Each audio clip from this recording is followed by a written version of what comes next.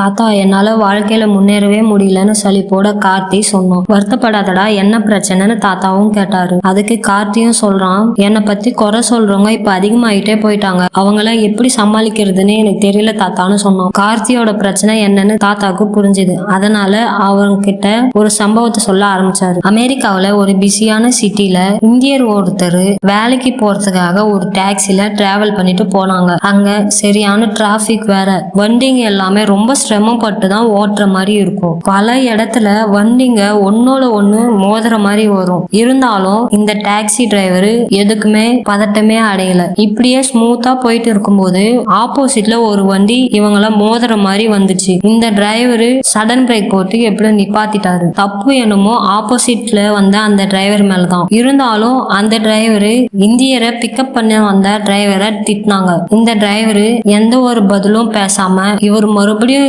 கோவப்படாம அந்த டிரைவரை கொஞ்சம் கூட பொருட்படுத்தாம மறுபடியும் வண்டி ஓட்டிட்டு போயிட்டாங்க.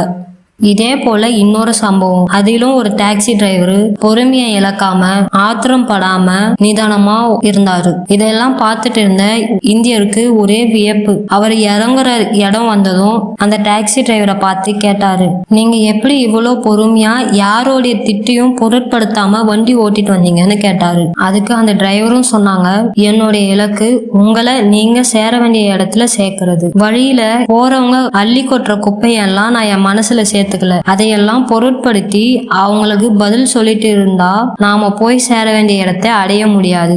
இந்த சம்பவத்தை எல்லாம் தாத்தா சொன்னதும் கார்த்திக்கு தான் என்ன செய்யணும்னு புரிஞ்சுது. கதையின் நீதி, நமக்கு நம்மளோட டார்கெட் தான் முக்கியமே தவிர கொஞ்ச நஞ்ச இடைஞ்சல்கள் கிடையாது. 4 பேருன்னு இருந்தா 4 வார்த்தை சொல்லதான் செய்வாங்க. அதுக்கெல்லாம் நம்ம பதில் சொல்லிட்டு இருந்தாக்கா நம்மளோட டார்கெட்டை நம்மளால அச்சீவ் பண்ண முடியாது. So ignore them and focus on your aim.